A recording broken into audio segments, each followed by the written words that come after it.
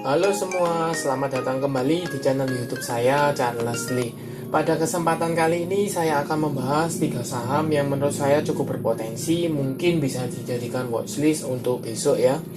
Saham apa saja? Saham ini adalah yang pertama adalah RMKE atau RMK Energi Tbk, kemudian yang kedua adalah BOS, ada Borneo Olahan ya, Sarana, kemudian ada OPMS yaitu Optima Prima ya, seperti itu.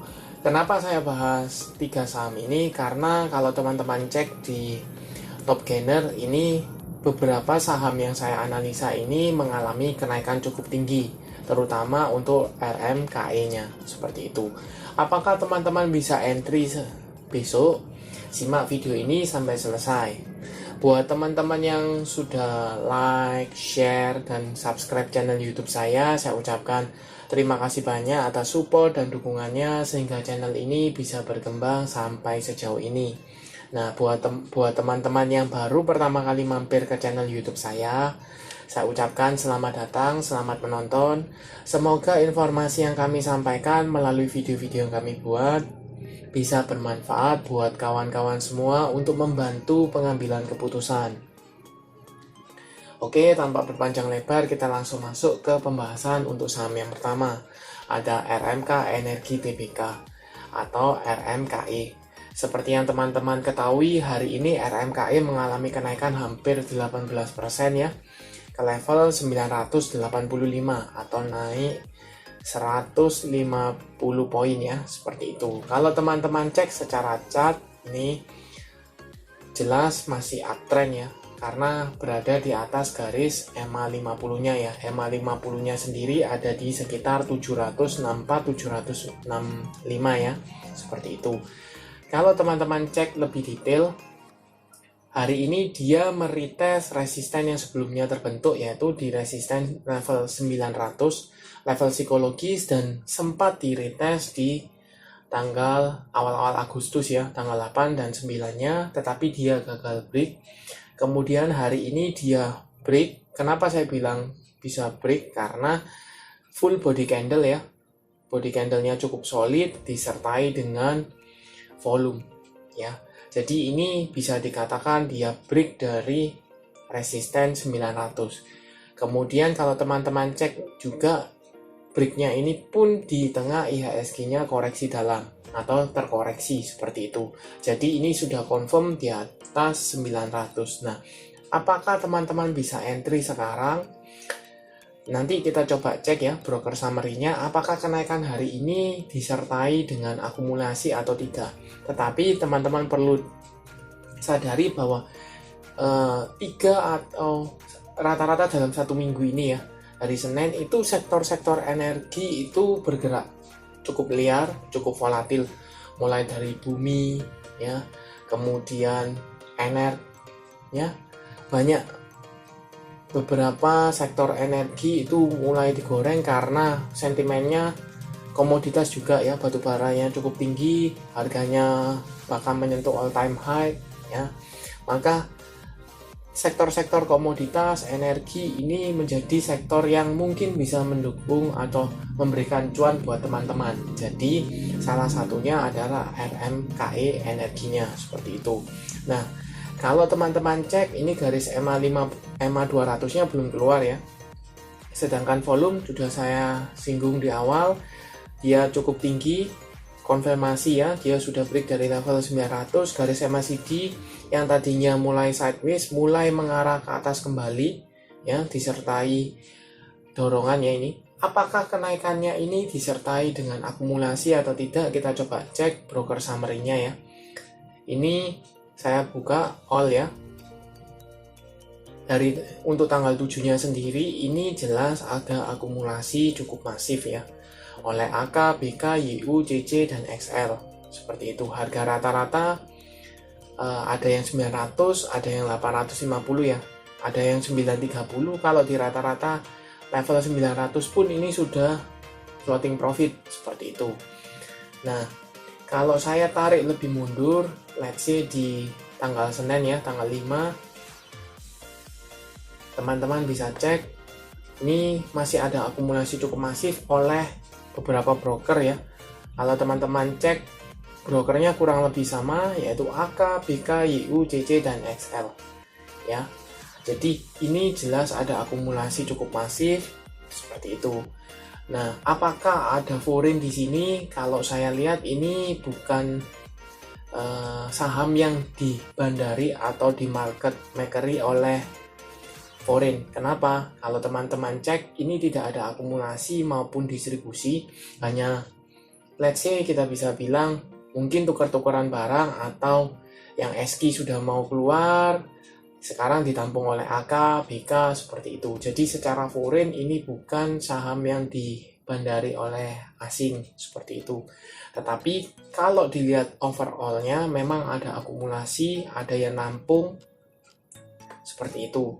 Kalau teman-teman lihat tadi cek 5 besarnya, ini kita let's say di 920 harga tertingginya ya, 930 lah, itu masih floating profit seperti itu. Nah, kalau teman-teman entry besok let's say di atas 900-an, maka harga teman-teman itu masih harga BEP, tapi mereka 5 besarnya sudah floating profit seperti itu.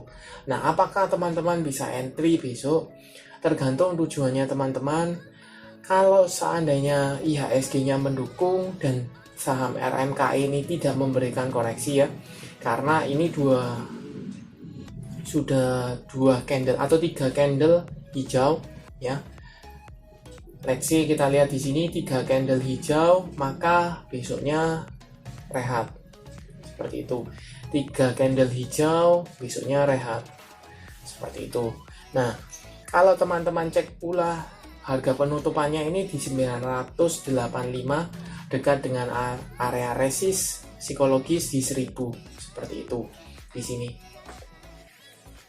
di 1000. Nah, apakah lebih bijak kalau entry sekarang? Kalau menurut saya, karena ini dekat dengan area resist, maka bisa wait and see, pastikan dulu apakah dia memberikan konsolidasi dulu atau koreksi. Kalau seandainya koreksi, selama berada di atas 900, teman-teman bisa keep. Kenapa? Karena harga beberapa broker itu di kisaran 900. Jadi selama harganya masih di atas 900, teman-teman bisa keep untuk barangnya.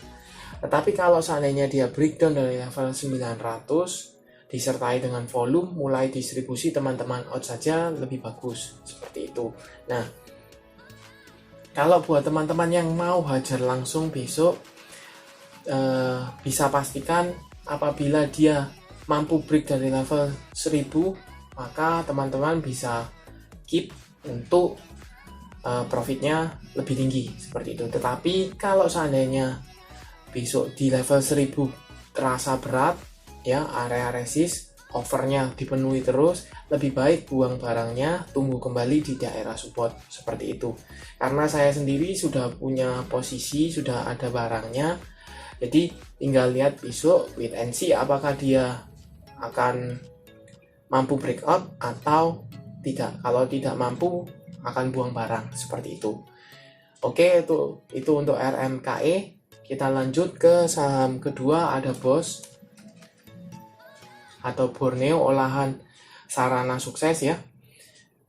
Ini hari ini juga mengalami kenaikan cukup tinggi, hampir 8% ke level 97. Kalau teman-teman bilang mungkin ada yang sampai loh, kalau BOS ini kan ada tato X-nya ya, ada dalam pemantauan. Memang betul dalam pemantauan, tetapi teman-teman bisa manfaatkan untuk apa? Karena ada momentum yang tadi saya sebutkan, ada sektor energi, batu bara ya, komoditas juga itu mendukung untuk BOS. Terbukti apa? Kalau teman-teman cek selama 1 minggu ini aja dia mengalami kenaikan cukup tinggi disertai dengan volume, kemudian garis MACD juga mengarah ke atas, garis EMA 50 juga mengarah ke atas, EMA 200 juga mulai mengarah ke atas. Jadi ada indikasi pergerakan atau masih ada potensi upside-nya untuk saham BOS, walaupun masih terbatas dalam range 10% seperti itu. Kemudian lanjut untuk hari ini ya, ditutup di level 97. Kalau teman-teman cek ini di daerah resist ya, 9700 itu ada area resist psikologis juga. Sempat beberapa kali tersentuh ya, tetapi gagal, turun kembali di sini fast break. Kemudian sempat break di retest ya, kemudian mantul kembali, kemudian di breakdown. Jadi ini resisten cukup kuat, area resist. Jadi teman-teman bisa wait and see, tunggu apabila saham ini mampu breakout dari level 1000 disertai dengan volume. Mengingat kalau teman-teman cek ya, ini volumenya semakin hari semakin tinggi nih ya. Ketika koreksi dia mengecil, kemudian perlahan-lahan volumenya mulai keluar seperti itu. Nanti kita coba cek broker summary-nya, apakah kenaikan hari ini disertai dengan akumulasi atau malah distribusi. Seperti itu ya. Kita coba cek broker summary-nya untuk saham BOS.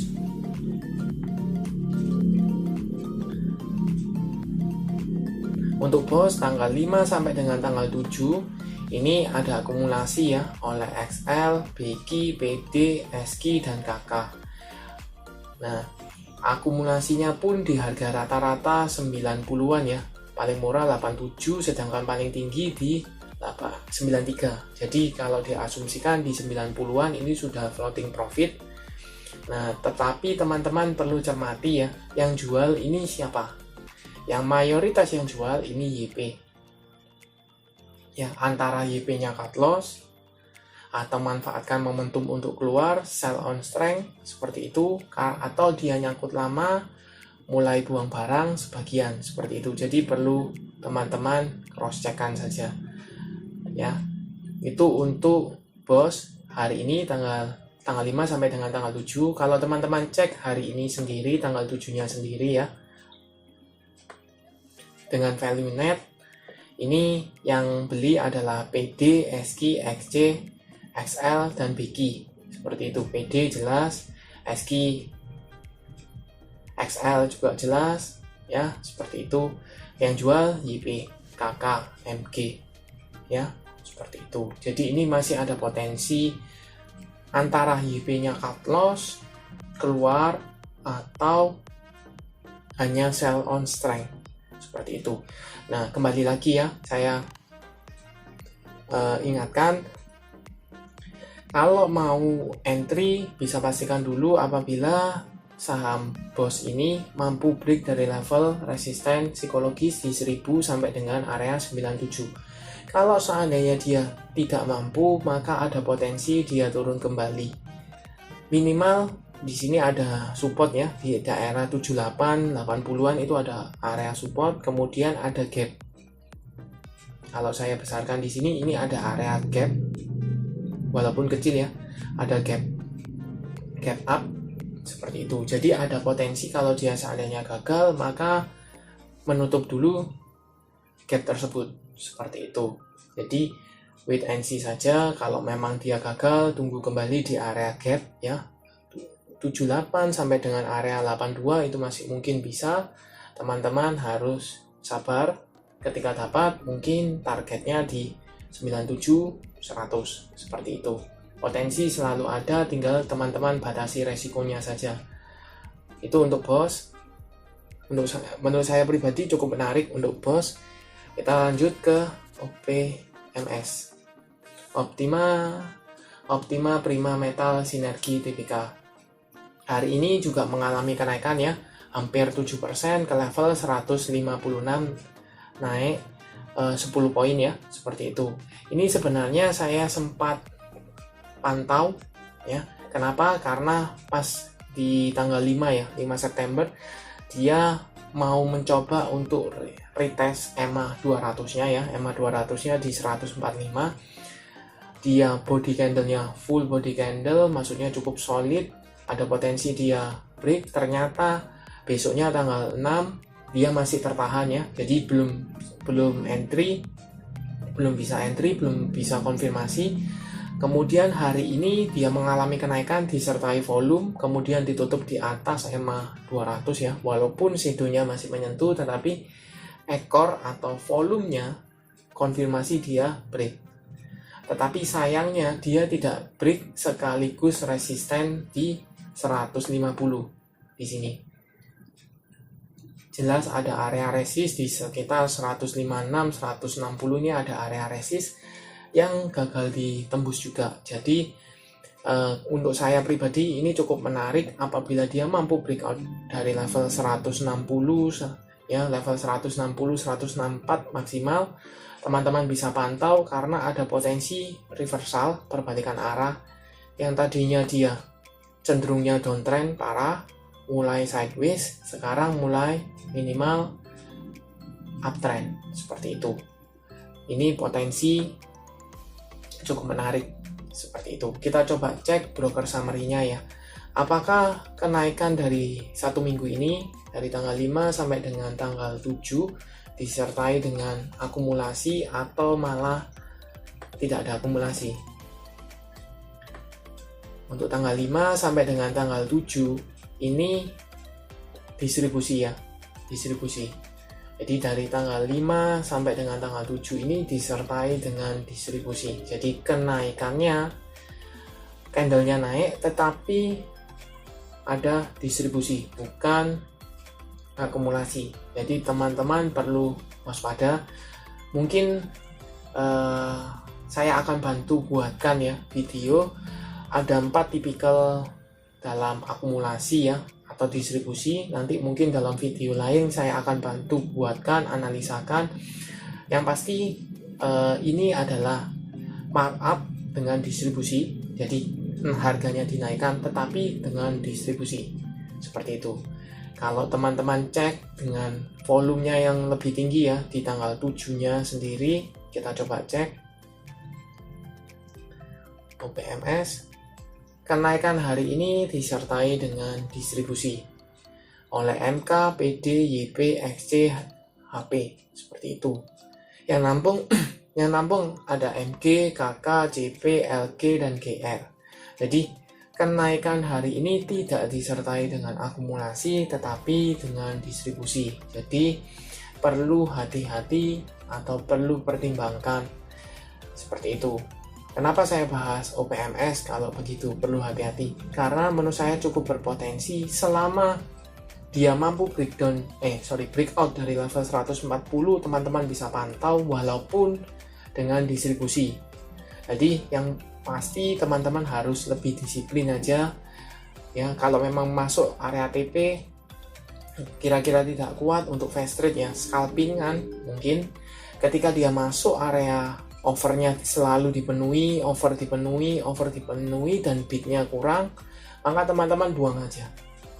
Lebih aman keluar dulu, lihat dulu, analisa dulu chart per menitnya, apabila dia mampu untuk breakout atau ada mungkin potensi dorongan, maka teman-teman bisa re-entry kembali seperti itu. Oke, sekian untuk video kali ini. Mungkin sedikit agak panjang, tetapi semoga memberikan insight buat teman-teman semua ya. Oke, terima kasih sudah menonton sampai akhir. Jangan lupa like, share, dan subscribe channel YouTube saya. Dan nantikan video analis